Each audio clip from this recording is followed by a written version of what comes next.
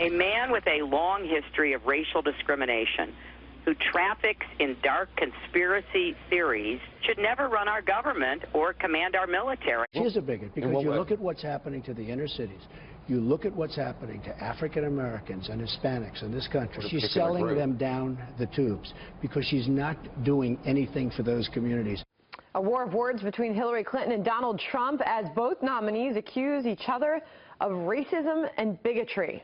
So where does this leave black voters? And do Democrats deserve the support they receive from African Americans? Our next guest doesn't think so. Dinesh D'Souza is the filmmaker and author of Hillary's America, which reveals the secret history of the Democratic Party. And he joins us now from Dallas. Dinesh, thanks for joining us this morning. So Hillary Clinton alleges a long history of racial discrimination from Donald Trump. What say you about the history of Hillary Clinton and the Democrat Party? Well, Hillary and Bill themselves have a much greater history of racial insensitivity than Trump. Hillary, a few years ago, speaking of young black males, called them super predators.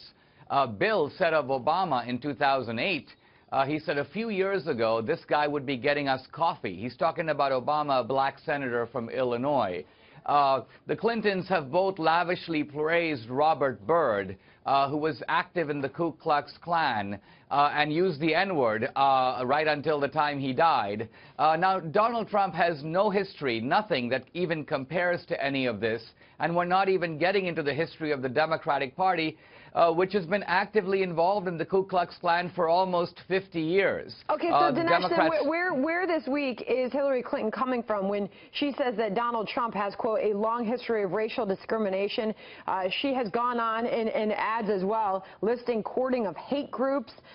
Where is she coming from on this, on her attacks on Donald Trump and race? Well, she's referring to a handful of ragtag white supremacists who are completely irrelevant and have no influence. And these are people who have endorsed Trump. Now, he hasn't endorsed them. The vast majority of heads of the Klan, going all the way back through the 20th century, have all been Democrats. So I think the Democrats are used to going to this playbook and pointing to the Republicans as the party of bigotry, but the actual history reveals something quite different. So let's talk about your film for a second. Democrats say that they're the party of the little guy, and you say your film blows the lid off that.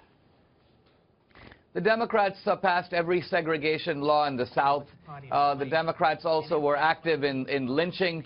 If you look at the history of the thousands of people who have been brutalized and lynched, the vast majority of that has been done by the Democratic Party. But this is a party that has never acknowledged its own history. It has never apologized for its crimes. It blames the South. It blames white people. It blames America. It blames everybody except themselves. Well, Dinesh, I saw the premiere of your film at the RNC. It lays out this history. It also talks about the Great Switch, where they were, they were a part of all of this and then made it look like they'd been on the side of minorities all along. How have they done this?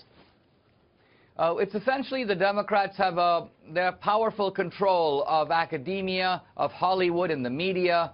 Those are three of the biggest megaphones of our culture. When you control those three things, you can put out a lot of disinformation, a lot of propaganda. So Dinesh, at this point in the election, and as we get so close, 75 days or so to go, 10 weeks to go to the election, and you see where Donald Trump is in the polls after a week where we saw a back and forth on race that got very heated, can he win more support of the minority vote? Is there time?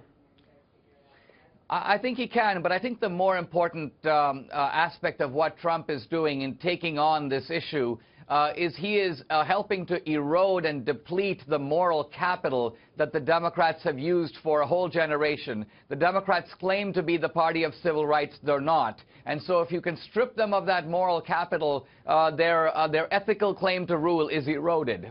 All right. Dinesh D'Souza, thank you very much for joining us this morning. My pleasure.